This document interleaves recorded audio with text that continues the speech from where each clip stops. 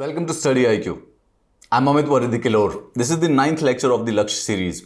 As you would already know by now कि हम लक्ष्य सीरीज के अंदर यूपीएससी के जो सिलेबस के मेन इंपॉर्टेंट टॉपिक्स होते हैं उनके पिछले एक साल के करंट अफेयर्स करने की कोशिश कर रहे हैं. We have started with the polity जिसकी क्लासेस शाम को 6 बजे 22 अप्रैल से स्टार्ट हुई थी. सुबह 11 बजे आजकल इंटरनेशनल रिलेशंस की क्लासेस आती हैं जो कि हर रोज आती हैं. अब बेसिकली 21 मई तक आएंगी. And then once will be done with the lectures of the polity and the international relations will start with the economics and the science and technology, then environment and ecology, art and culture and then mapping, so on. Basically एक महीने के अंदर अंदर approximately 55 से 60 current affairs की classes where we shall be able to revise, more importantly, all the important current affairs of last 1 year. But उसके साथ साथ we are also focusing on the connection with the static part of that topic. Let's start with the news of today. Let's see. देखिए सीधी सीधी बात है. Before we begin with the news, can anybody of you tell me and listen? Before we begin with the news, क्योंकि अगली slide पे तो automatically पता ही चल जाएगा. When did the Rajya Sabha was formed? There are two questions to you. Okay, what is the exact date when the Rajya Sabha was formed? Everything has a date, right? For example, Constitution began on the 26th of January 1950, right? So there must be a date for the Rajya Sabha formation also. There must be a date for the Lok Sabha formation also. Even the first Lok Sabha also have a date. So what is the date of the Rajya Sabha? And who came up with the idea of the Rajya Sabha? ये दो houses क्यों हैं? In India there are two houses. It's called as the bicameralism. The one is Lok Sabha, another is Rajya Sabha. लोक सभा में direct elections होते हैं, right? Member of parliament are elected directly. 543 लोग इलेक्शंस लड़के लोकसभा में जाते हैं. राज्यसभा के इलेक्शंस डायरेक्ट नहीं होते हैं, इनडायरेक्टली इलेक्शंस होते हैं. And obviously there are 235 people right now in the Rajya Sabha. But the point is that who came up with this idea कि there shall be two houses. Rajya Sabha के बारे में हम इसलिए डिस्कस कर रहे हैं because it has been exactly 70 years. Recently 50th anniversary of constitution of Rajya Sabha. I think somebody has wrote it wrong. It's not the 50th, it's basically the 70th anniversary. Why? Because जो upper house of parliament, Rajya Sabha या Council of States, all the synonym for the one thing, was constituted on the 3rd April 1952. 3 अप्रैल 1952 को, यानी कि अब 3 अप्रैल 2022 को exactly 70 साल हो चुके हैं. And whenever you have a good anniversary for something as important as Rajya Sabha, तो UPSC के कान खड़े हो जाते हैं. They would like to ask questions about it. So we'll know something about the Rajya Sabha today. And इसका first session was held on the 13th May. So Rajya Sabha was constituted. अब देखो ये सबसे important है. Okay, this is important. Why? Because this is the history question also, this is the polity question also. दोनों के दोनों. The origin of Rajya Sabha या फिर सेकंड चैम्बर जो है can be trace to the Montagu Chelmsford report of 1918. Britishers use to introduce certain constitutional reforms time to time. जैसे Minto Morley reforms constitutional reforms थे. फिर उसके 10 साल बाद मॉन्टेग-चेम्सफोर्ड रिफॉर्म्स. फिर मॉन्टेग-चेम्सफोर्ड जो रिफॉर्म्स थे उनके अंदर एक प्रोविजन था कि 10 साल के बाद इसी रिफॉर्म्स को एनालाइज किया जाएगा. That was done by the Simon commission, जो कि 10 साल होने से पहले ही अपॉइंट कर दिया गया था, जिसके ऊपर काफी प्रोटेस्ट भी हुए थे. क्यों? क्योंकि साइमन कमीशन के जो सातों के सातों मेंबर थे वो ब्रिटिशर्स थे. So if you are doing Indian constitutional reforms you have to include Indians in there. So it was actually protested. Simon go back, right? That famous slogan which we know about. Nevertheless, उन्होंने उस समय they were Britishers, so उन्होंने हमारी सुनी नहीं. Simon commission ने basically अपनी report दी जिसके बेसिस पे first round table, second round table conference और थर्ड राउंड टेबल कॉन्फ्रेंस हुई थी ब्रिटेन के अंदर. एंड देन साइमन कमीशन की रिपोर्ट और उन 3 राउंड टेबल कॉन्फ्रेंस के बाद आया था government of India act of 1935. You see, all of these things are interconnected in the history. लेकिन मॉन्टेग-चेम्सफोर्ड रिफॉर्म्स ने एक आइडिया दिया था. उस समय ना एक सिंगल सेंट्रल लेजिस्लेटिव असेंबली हुआ करती थी. ये वही सेंट्रल लेजिस्लेटिव असेंबली है जिसके अंदर भगत सिंह ने बॉम्ब फोड़ा था. एग्जैक्टली. लेकिन उसके बाद उन्होंने आइडिया दिया कि एक और अपर हाउस भी बना दिया जाए, काउंसिल ऑफ स्टेट. उस समय स्टेट्स नहीं होते थे, प्रोविंसेस होते थे. It's the same thing, provinces state, nothing, no difference in that. लेकिन उस समय उन प्रोविंसेस को रिप्रेजेंटेशन देने के लिए the idea was actually done by the upper house. It seems like we are actually revising history today, right? Nevertheless, तो राज्यसभा के बारे में बात करते हैं. राज्यसभा अपर हाउस होता है. It's called as the second chamber. It's called as the house of the elders. It's usually जो राज्यसभा में जो लोग होते हैं they are usually older than the Lok Sabha. By the way, there is a question for you now. Lok Sabha की qualification क्या है? As qualification. When can you become a Lok Sabha member? And Rajya Sabha की क्वालिफिकेशन क्या है? When can you become a Rajya Sabha member? It's different, okay? There is a slight age difference. What is that? Identify कीजिए। It's a very simple question, I think you will be able to do it. Statement में आ सकता है, obviously objective question नहीं पूछेगा UPSC, but they can ask it in statement. Nevertheless it represents the state and the union territories of the Indian union. Again this is the point we have to focus on. Rajya Sabha हमेशा जब भी आते हैं ना तो it's the state representation of states, and I saw, I did personally, मैंने एक question गलत किया था, वेर इट शोज कि यूनियन टेरिटरीज की भी रिप्रेजेंटेशन होती है, they are not solely for the state representation, and we will talk about it today. Rajya Sabha is called as the permanent house of the parliament because it is never fully dissolve, कभी भी इसको fully dissolve नहीं करते हैं। ये जब 3 अप्रैल 1952 को बना दिया गया था, एंड देन ऑब्वियसली 13 मई को 1950 को इसका फर्स्ट सेशन हुआ, तो इसमें फुल मेंबरशिप थी उस समय, ठीक है, it was like full membership बन गई इसकी उस समय। Now the amazing thing was that, इस समय अमेजिंग थिंग है कि राज्यसभा के जो 1/3 मेंबर है ना, वो हर 2 साल में, every second year, every 2 years वो खत्म हो जाता है उनका टर्म, क्योंकि राज्यसभा के एक मेंबर का टर्म होता है 6 साल के लिए, ठीक है। So for example Sachin Tendulkar was nominated to Rajya Sabha, तो वो 6 साल के लिए राज्यसभा के मेंबर रहेंगे। Where as prime minister Modi ji, अगर वो इलेक्शन जीतते हैं और वो लोकसभा के मेंबर बनते हैं, क्योंकि वो लोकसभा के इलेक्शन जीते थे, वो सिर्फ 5 साल के लिए मेंबर रहते हैं, क्योंकि लोकसभा का टर्म 5 साल है, तो 6 साल का टर्म होता है। लेकिन हर 1/3 ऑफ द राज्यसभा बेसिकली हर 2 साल के बाद इस प्रकार से सेटअप किया हुआ है। सो जैसे फुल मेंबरशिप बनी थी, तो राज्यसभा स्टार्ट हुई 1950 में, तो एग्जैक्ट 2 साल के बाद सेकेंड ईयर में लॉटरी निकाली गई और बोला गया कि ये 1/3 मेंबर ऑटोमेटिकली रिजाइन करना पड़ेगा, लॉटरी से निकाला गया था। And then in the second के बाद 4th ईयर में, एंड देन 6th ईयर से ऑटोमेटिकली फिर सिस्टम हो गया था। तो इस सेकंड ईयर में 1/3 को रिजाइन करना पड़ा, लॉटरी से रिजाइन किया था, फिर उसके बाद ऑटोमेटिकली नेक्स्ट 1/3 को इलेक्ट कर दिया, and from so on and on. इसको परमानेंट हाउस इसीलिए कहते हैं क्योंकि कोई ना कोई मेंबर इसमें हमेशा रहता है, लेकिन लोकसभा को at given point of time 543 के 543 लोगों को इकट्ठा डिसॉल्व किया जा सकता है। 4th schedule of the Indian constitution deals with the allocation of the seats in the Rajya Sabha. कौन सी स्टेट से और कौन सी यूनियन टेरिटरी से कितने लोग राज्यसभा में जाते हैं, वो भारतीय संविधान के 4थे शेड्यूल में दिया गया है, ठीक है। 4था शेड्यूल पर अगर आप पढ़ोगे तो इस प्रकार से लिखा हुआ है, आंध्र प्रदेश के 18, असम के 7, बिहार के 16 and so on and on. अपनी स्टेट के देख लो, अपनी स्टेट के देख लो, इसमें एटलीस्ट वो तो पहचानना चाहिए। और दिल्ली जो कि एक यूनियन टेरिटरी है, वो 3 मेंबर्स को भेजती है राज्यसभा में। पुडुचेरी जो कि एक यूनियन टेरिटरी है, वो भी 1 मेंबर को भेजती है राज्यसभा में। वैसे ये जनरल बहुत कॉम्प्लेक्स नहीं है, बेसिकली जितने लोकसभा के मेंबर होते हैं उसका अप्रॉक्सीमेटली हाफ होता है in general. It's not exact figure, but हाँ अप्रॉक्सीमेटली हाफ के करीब होगा अगर हम देखें तो। जैसे उत्तर प्रदेश में, यहाँ पे एग्जैक्टली हाफ नहीं है, उत्तर प्रदेश में 31 है राज्यसभा के, लेकिन लोकसभा में उनके 80 हैं। हरियाणा के कॉन्टेक्स्ट में देखिए, हरियाणा के देखिए लोकसभा के 10 हैं और राज्यसभा के 5 है, exactly half. In some places it is 50%। अच्छा, शेड्यूल ऑफ द कॉन्स्टिट्यूशन के बारे में एक बात ध्यान रखना कि हमें शेड्यूल्स याद रखने, okay. Schedules of the constitution can be learned by this trick which I found on the internet, so I thought I will share with you tears of old PM. So if you are able to remember that small, what do you call it, synonym? No, that's not called synonym, it's called as oxymoron. No, it's not called as oxymoron, it's called as, so what is it called as, synonym? No, it's not called as synonym. It's called as oxymoron. It's not. It's called as something. What is it? What is Vibgyor called as? So tiers of the old PM. So हमारा जो first schedule है वो territories, and so चौथे वाला are से राज्यसभा की seat allocation. Obviously we remember the 7th one जिसके अंदर लिस्ट दी हुई है, federal list, state list and the concurrent list, official languages. 9th वाला लैंड रिफॉर्म्स है, ये यहाँ पर लिखा नहीं गया है, लेकिन ये फर्स्ट अमेंडमेंट के द्वारा जोड़ा गया था। 10th obviously by the 52nd, and the 11th and 12th is easy, 73rd and the 74th amendment, we just shall actually remember it. कुछ ऑटोमेटिकली याद हो जाते हैं, बट एक दो बार इसको पढ़ लीजिएगा, it would be beneficial for you. The maximum strength, Rajya Sabha के अंदर टोटल 250 लोग हो सकते हैं, ठीक है, लेकिन एग्जैक्टली अभी 250 फॉलो नहीं करते हैं अपन। इसमें 238 जो हैं वो रिप्रेजेंटेटिव्स होने चाहिए स्टेट और यूनियन टेरिटरी के, 12 होने चाहिए nominated by the president. Current strength इस समय 245 है, जिसमें से स्टेट्स के 229 हैं, 4 मेंबर यूनियन टेरिटरी के हैं, Delhi and Puducherry, no doubts about it, 3 Delhi के हैं, 1 पुडुचेरी के हैं, we know that, and 12 are nominated by the president. Now here is a prelims question, ये जो नॉमिनेटेड होते हैं प्रेसिडेंट के द्वारा राज्यसभा में 12 लोग, which field do they belong to? Well, they belong to specifically जिनको प्रैक्टिकल एक्सपीरियंस होता है आर्ट में, लिटरेचर में, साइंस और सोशल सर्विस में, only these 4 things. You shall remember it. ये specifically है. The reason being is that when Sachin Tendulkar was actually nominated to Rajya Sabha, there was a question, Why is he nominated? He is not doing literature. He don't belong to science.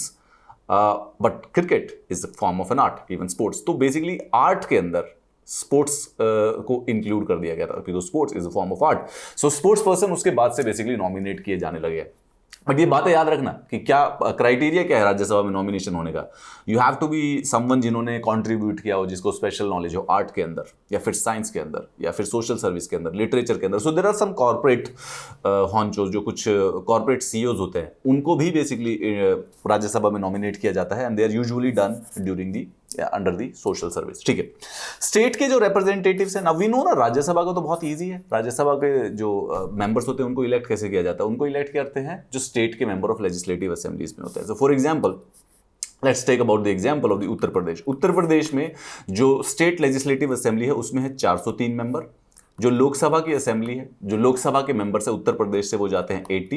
And just we सी जो राज्यसभा के member है वो जाते हैं 31. ठीक है. लोकसभा के जो इलेक्शंस है वो सेपरेट इलेक्शंस होते हैं. Okay, so nobody is involved in that. उसके फुल फ्लेजेड लोकसभा के इलेक्शन होते हैं. तो ये 80 लोग इलेक्ट होते हैं लोगों के द्वारा डायरेक्टली. ओके. उत्तर प्रदेश में लेजिस्लेटिव असेंबली के भी जो 403 लोग हैं वो भी इलेक्शंस के द्वारा होते हैं. ये 403 मिलकर जब जरूरत पड़ती है तो इन राज्यसभा के 31 मेंबर्स को चुनते हैं. दे ऑब्वियसली वोट, बट हमारी वोट इनडायरेक्टली गई ना. We chose the 403 MLAs and those 403 MLA chose the 31 MPs of the Rajya Sabha. So indirectly हमारे द्वारा इलेक्ट किया जाता है. बट याद रखना, इनडायरेक्ट. लोकसभा में we are actually directly voting. अगर आप इस समय इलाहाबाद में रहते हैं और 18 साल से ऊपर के हैं, तो जब इलेक्शंस आएंगे तो आप मोदी जी को 2019 में डायरेक्टली वोट कर सकते थे. And so on and on. So representative of each union territory या फिर क्या नाम है, जो भी स्टेट्स होती हैं, वो इनडायरेक्टली इलेक्ट किए जाते हैं. ठीक है. सिर्फ 3 यूटी हैं, दिल्ली, पुडुचेरी और जम्मू एंड कश्मीर, जिनके पास रिप्रेजेंटेशन है राज्यसभा में. बाकी जो है उनकी पॉपुलेशन बहुत कम है, तो इसीलिए रिप्रेजेंटेशन की जरूरत नहीं पड़ती है.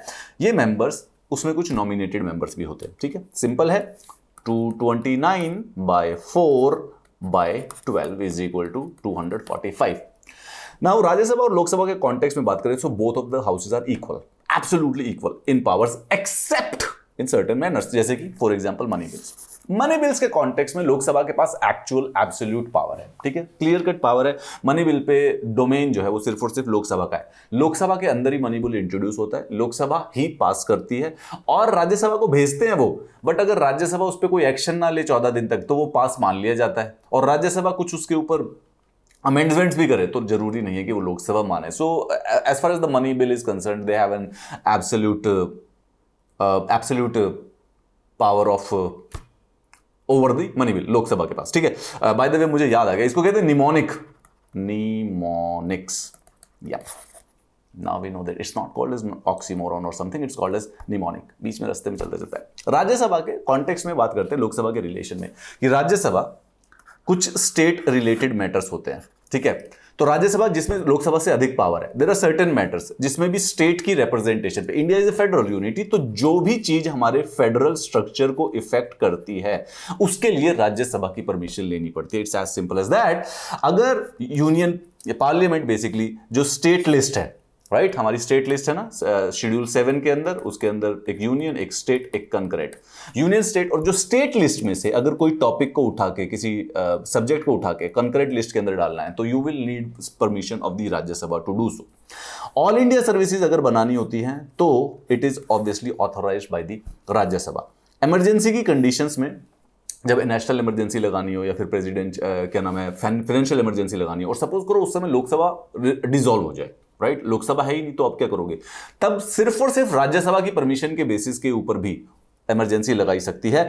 If Lok Sabha has been dissolved और dissolution of Lok Sabha takes place during the emergency, then the proclamation can remain effective even if it is approved by the Rajya Sabha alone. This is given in the constitution, which is the point which is often overlooked by several people. अब जैसे हम एक UPSC का question देखते हैं राज्यसभा से associated, 2020 में ही पूछा गया था. Rajya Sabha has equal powers with the Lok Sabha in, now this is an easy question. At the matter of the creating new all India services, it's not equal power. इसमें राज्यसभा के पास ज्यादा पावर है. मतलब ऑल इंडिया सर्विसेज के लिए Rajya Sabha authorise करती है. Why? Because it affects the federal structure. So ज्यादा power. Amending the constitution, removal of the government. अच्छा, removal of the government में भी बेसिकली राज्यसभा के पास पावर है नहीं. यहां राज्यसभा के पास ज्यादा पावर है, यहां लोकसभा के पास ज्यादा पावर है। गवर्नमेंट को जो वोट ऑफ कॉन्फिडेंस होता है वो सिर्फ लोकसभा में हो सकता है, वो राज्यसभा में नहीं हो सकता। तो यहां पे लोकसभा के पास अधिक पावर है। Making cut motion, again that is only done by the Lok Sabha. Why? Because that is related to the finances and the money bills. So amending the constitution है एग्जैक्टली वो पार्ट जिसके अंदर एब्सोल्युटली इक्वल पावर होती है लोकसभा और राज्यसभा की। अगर हम ऑर्डिनरी बिल की बात करें तो ऑर्डिनरी बिल में ना ऑफिशियली तो इक्वल पावर है राज्यसभा और लोकसभा की, ऑफिशियली इक्वल पावर है राज्यसभा लोकसभा की। लेकिन अगर कोई डेडलॉक हो जाए और ज्वाइंट सेशन हो जाए तो usually due to the number game Lok Sabha जीत जाती है। एक और क्वेश्चन करके देखते हैं। ये बहुत पुराना क्वेश्चन 2015 में, but it give some insight कि यूपीएससी कैसे क्वेश्चन पूछती है। राज्यसभा has statements हैं, this is first statement, this is second statement and this is third statement. So Rajya Sabha has no power either to reject or amend a money bill. Rajya Sabha cannot vote on the demands for the grants. The Rajya Sabha cannot discuss the annual financial statement. We have to find out कि इसमें से कौन कौन सी correct statements हैं। तो राज्य सभा has no power either to reject or amend a bill. Yes. They don't have any power either to reject or to amend a bill. Yes, you're right about it. This is the correct statement. Rajya Sabha cannot vote on the demands of the grant. Rajya Sabha, no, yeah, right. क्योंकि demand for grants भी लोकसभा में होती है. That's a financial bill. Yep, correct. तो राज्य सभा cannot discuss the annual financial statement. That is wrong. Vote नहीं कर सकते हैं, discuss कर सकते हैं. So we will go with the answer B here. The point here is that there is no use of revising current affairs until unless we are actually practicing MCQs of the last years and obviously practice also. Principle of the regional accommodation in the context of the hijab controversy. आपको मालूम होगा फरवरी में एक हिजाब controversy हुई थी कर्नाटका में। कुछ जो फीमेल स्टूडेंट्स थी वो हिजाब पहनकर कॉलेजेस गए, लेकिन कॉलेज ने कहा कि हमारी एक यूनिफॉर्म प्रिस्क्राइब्ड है, you have to wear that uniform. The students went to the Karnataka high court saying कि this is against our fundamental right of freedom of religion and the freedom of education. तो जो उनके lawyer थे, जो students के lawyer थे, उन्होंने एक आर्ग्यूमेंट दिया कि रीजनेबल अकोमोडेशन होनी चाहिए। रीजनेबल अकोमोडेशन कि फॉर एग्जांपल स्टूडेंट्स हाँ हिजाब पहनना चाहते हैं जो कि यूनिफॉर्म का पार्ट नहीं है, लेकिन उसके बावजूद भी स्टूडेंट्स की हेल्प करने के लिए या स्टूडेंट्स की मदद के लिए रीजनेबल अकोमोडेशन करनी चाहिए। So what exactly is this argument? ये रीजनेबल अकोमोडेशन का आर्ग्यूमेंट क्या है? ये वो प्रिंसिपल है जो कि इक्वालिटी को प्रमोट करता है। इक्वालिटी को प्रमोट करता है, ये कहता है कि अगर जरूरत पड़े किसी के लिए कुछ स्पेशल करने की तो एक रीजनेबल अकोमोडेशन तक कर देना चाहिए। It's a very simple argument, right? देखिए, this is usually understood in the context of disabled people. ठीक है, डिसेबिलिटी के कॉन्टेक्स्ट में इसको हमेशा यूज किया जाता है। फॉर एग्जांपल हम देखते हैं डिसेबिलिटी के बेसिस पर, हेल्थ कंडीशन के बेसिस पर या पर्सनल बिलीफ के बेसिस पर। सो वो रिलीजन है तो उनका पर्सनल बिलीफ था हिजाब पहनना, तो hence the lawyer of the students gave this argument. Court ने रिजेक्ट कर दिया, court didn't agree to it. ठीक है, बट हमारे लिए ये इंपॉर्टेंट है कि रीजनेबल अकोमोडेशन होता क्या है। तो आज ये बात ध्यान रखना कि रीजनेबल अकोमोडेशन का जो प्रिंसिपल है वो यूजुअली डिसेबिलिटी सेक्टर को राइट्स दिलाने के लिए होता है। और reasonable accommodation it's a very simple dictionary meaning हम समझ सकते हैं कि अगर कोई किसी पर्टिकुलर स्पेशल सिचुएशन में है तो उसकी हेल्प करने के लिए अगर कुछ एक्स्ट्रा करना पड़ रहा है तो रीजनेबली किया जा सकता है, रीजनेबल अकोमोडेशन उसको देना बनता है। जैसे कि it is basically the positive obligation of the states also and private parties also to provide additional support to persons with disability, ताकि वो सोसाइटी में, वर्क प्लेसेस में इफेक्टिव पार्टिसिपेशन करे। इसको एक एग्जांपल के तौर पे देखते हैं। डिसेबल पीपल के लिए जो गवर्नमेंट होती है वो रैंप्स बनवाती है, right? So ramps is a reasonable accommodation. Technically अगर वो नहीं बनवाएंगे, सो देयर इज मतलब अगर आपके घर पे रैंप नहीं बना हुआ तो यू कैन से कि नहीं बना हुआ है, बट गवर्नमेंट बनवाती है, रैंप्स बनवाती है बस स्टैंड्स के ऊपर, so that any person who is disabled, जिसको प्रॉब्लम होती है एक्सेस करने में पब्लिक ट्रांसपोर्ट को, वो एक्सेस कर सके। आप अभी if you go out today, just go out और किसी भी बस स्टैंड को देखना। बस स्टैंड पे यूजुअली जब एंटर होती है, जहां पे बस रुकती है, वो हमेशा ऐसे ना रैंप के साथ, स्लाइड पे ऐसे स्टेप्स नहीं होती है, बट इट्स ऑलवेज रैम्प्ड। अगर नहीं है तो बेसिकली उन्होंने जो आपका वहां पे जो बस स्टैंड है, they are not following the guidelines of the government. But you will see, if you think about it, you can right now remember it कि हाँ सर वो रैंप बना होता है। That is a reasonable accommodation for the disable people.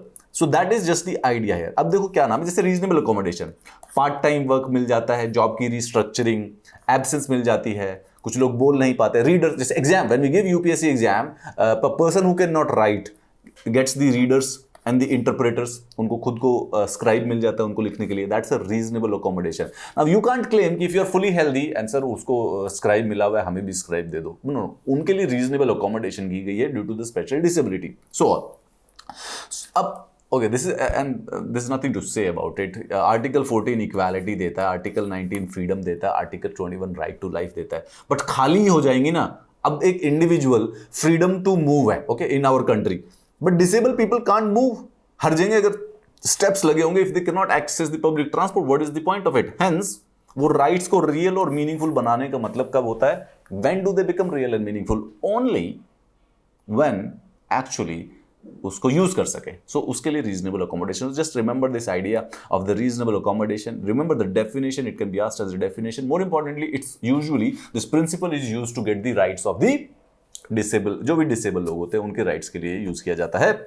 Article 2 of the United Nations convention on the rights of the people with disabilities कहता है कि यार नेसेसरी और अप्रोप्रिएट मॉडिफिकेशन और एडजस्टमेंट होनी ज़रूरत होती है ताकि जो भी लोग डिसेबल्ड हैं उनको बेसिकली अनड्यू बर्डन ना उठाना पड़े. Simple idea. एक एग्जांपल है डिसेबिलिटीज पे ना, बहुत पुराना क्वेश्चन है, 10 साल पुराना. देखो क्या क्वेश्चन है. India is home to lakhs of person. Basically it is approximately 2 to 3 crore, 2 से 3 करोड़ डिसेबल्ड लोगों person with the disability lives in India, and there are certain benefits available to them under the law. Question, my friend, is that what are those benefits? Free schooling till the age of 18 years in government run schools, preferential allotment of land for setting up business, ramps in public buildings. We just talked about ramps, so we'll actually think कि हाँ ramp तो है, तो ramp तो हो ही गया, तो third तो होना ही चाहिए. 1 2 3 अब इसमें से देखना है. I personally did appear for the 2011 prelims and I do not remember this question. अभी मैं आपके लिए पढ़ रहा था and I didn't know even then and even today कि disabled लोगों को free schooling available होती है till the age of 18 years in government run school. I didn't know this before today. Did you? So basically तीनों statements सही हैं. All of these two statements are right. Preferential allotment for land for setting of business, I believe that was obvious. We could have probably thought about it. Ramps in public buildings, वो तो हमें देखी भी हैं, so we can obviously judge. I didn't know कि free schooling मिलती है जो भी people suffering with the disability till the age of 18 years in a government run school, right? It's right to education से against है ये, right? मतलब उसके extra है. Right to education में 6 to 14 के लिए primary education है. That's a fundamental right.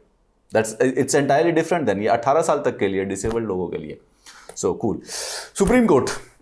Recently, there was a case in the Supreme Court. Somebody filed a petition in the Supreme Court, and they said that fundamental duties, which are non-justiciable, like the DPSP, shall be made justiciable. उन्होंने बोला कि उसको basically well-defined law बनाओ और जितनी भी हमारी fundamental duties होती हैं, make them legally enforceable.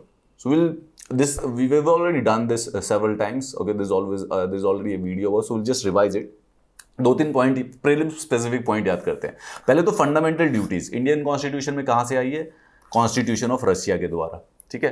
Again it was not originally 1950 में नहीं था, it was added in 1976 by the 42nd amendment act on the recommendation of Swaran Singh committee. Exactly, precisely 10 थी जब पहले बनी थी, फिर एक 86th अमेंडमेंट के द्वारा एक लास्ट वाली और ऐड कर दी. So there are 11 fundamental duties right now. What is the 11th one? Please tell me. Please go. Tell me now. वैसे 10 की 10 याद होनी, 11 की 11 याद हो जानी चाहिए. If you'll see the previous year's questions as pertaining to fundamental duties, what they ask is they give you 3 or 4 statements and then they ask you इसमें से कौन सी fundamental duty हमारे constitution में है या नहीं है. तो 11 की 11 याद होनी चाहिए. But वैसे अभी के लिए for now just have a check on that app you have of the constitution in your phone, which is the 11th fundamental duty, which was added by an amendment, which is the 86th amendment in the 2002. Non-justiciable है अभी तक. Okay, बस बात ये हुई थी. Hey, by the way, do you know कि अगर आप कोर्ट्स जाओगे तो लैंग्वेज कौन सी यूज होगी? Let's be absolutely clear about it.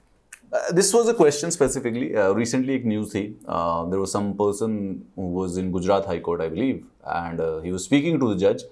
तो जज ने उसको डांट दिया, बोले कि अंग्रेजी में बात करो. Why? Question is that. Languages courts में, अब हिस्ट्री की बात करें तो देखो पहले ब्रिटिशर से पहले ऑब्वियसली उर्दू यूज होती थी, पर्शियन यूज होती थी, फारसी यूज होती थी मुगल पीरियड्स के समय में, which continued in the subordinate courts even during. Have you ever seen government documents land documents आपने कभी देखे हैं, या एफआईआर के पुराने डॉक्यूमेंट्स आपने कभी देखे हैं? दे हैव अ वेरी, मतलब ऐसे वर्ड्स होते हैं जो कि हमें यूजुअली समझ नहीं आते, राइट? जनरली वो वर्ड्स जो कि वो सारे के सारे फारसी, पर्शियन, उर्दू लैंग्वेज से बिलोंग करते हैं। मतलब since several 200 to 300 years system has been so complex, it has been developed like that कि even after 200 rules of Britishers, वो जो लोअर सबऑर्डिनेट कोर्ट्स थे, they were still functioning in those earlier, जो मुगल के समय में जो लैंग्वेजेस यूज होती थी।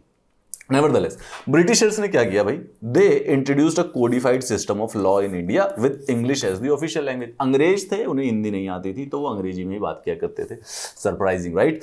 Well, the good thing which they did was that they introduced this modern legal system where the idea was that the law shall be codified. So Indian penal code ना पूरा का पूरा लिख दिया उन्होंने पहले से ही। Earlier it was not like that. So they did a very good thing as far as it is मतलब it is counted as the good legacy of the British rule. IPC, and क्योंकि वो अंग्रेज थे, उन्हें हिंदी आती नहीं थी, हिंदी का तमिल भी नहीं आती थी, उन्हें तेलुगु भी नहीं आती, आई थिंक मलयालम भी नहीं आती थी, आई एम अज्यूमिंग कि दे डोंट नो बंगाली इधर। देन अंग्रेज थे ना, इंग्लिश आती थी उनको, तो well they did is that कि दे यूज्ड इंग्लिश। अब वो अंग्रेज चले गए थे, लेकिन वो उससे पहले, अंग्रेज जाने से पहले हमारे पास ना 200 साल से राज कर रहे थे। तो 200 साल में उन्होंने चारों जगह पे अंग्रेजी घुसा दी थी। भारत आज़ाद हुआ and we just suddenly realise कि we have to find our own language. So article 343 के अंदर ये लिखा गया, कॉन्स्टिट्यूशन ऑफ इंडिया के अंदर, कि official language of the union shall be Hindi in the Devanagari script. Official, right? आजकल एक रिसेंटली अजय देवगन और किच्चा संदीप की एक कंट्रोवर्सी चल रही है, वेयर अजय देवगन सेड कि Hindi is the national language. There is no national language, okay? This just a small nuance. National language कोई भी नहीं है भारत की, बट हाँ, Hindi is considered an official language of the union, not of the India, but केंद्र सरकार अगर किसी चीज को काम करे तो वो हिंदी भाषा का प्रयोग करेगी।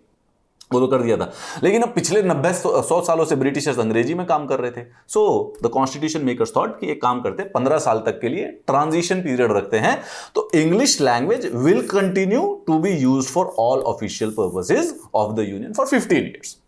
लेजिटिमेट बात है। अचानक से लैंग्वेज को एक सेकंड में कैसे बदल दोगे? If you start learning new language tomorrow, how many years are you gonna take to fluently speak it? Well, according to our constitution makers it was like 15 years. तो ट्रांजिशन पीरियड था। The idea was that कि English बहुत दिनों से चल रही है, तो एकदम तो बदला नहीं जा सकता, तो लेट्स चेंज इट। अगले 15 साल तक तो इंग्लिश में भी काम कर लेंगे, but we will slowly will actually shift to Hindi. That was the plan. लेकिन अगर आपने इंडिया पोस्ट इंडिपेंडेंस से रिलेटेड कुछ चीजें पढ़ी हैं, 1950s में जो इंडिया का जो स्टेट का मैप था, that was made on the linguistic basis, right? The states of India are on the based of the language. और there was a problem also कि सेवरल सदर्न स्टेट्स थॉट कि the northern part actually can impose Hindi on them. And believe me और not, language is very personal. मतलब after religion, it doesn't seem like that, but after religion, language is a very tremendously powerful force. Language is part of the culture, it's part of the identity. So people didn't actually agree to that. So 1950 से 60 का जो पूरा decade था, उसमें language politics बहुत थे, and the southern states were worried कि probably the northern states would actually are trying to impose the language of the Hindi on that. So basically there was a compromise that was reached कि for keeping the peace, ये जो 15 साल का जो था कि 1950 में कमेंस हुआ था, सो टेक्निकली ये 1965 में ना खत्म हो जाना था ऑफिशियली, टेक्निकली स्पीकिंग। तो बट वो प्रॉब्लम बढ़ती गई, तो उनको लगा कि इसको ना बढ़ा देते हैं, इनडेफिनिटली बढ़ा देते हैं।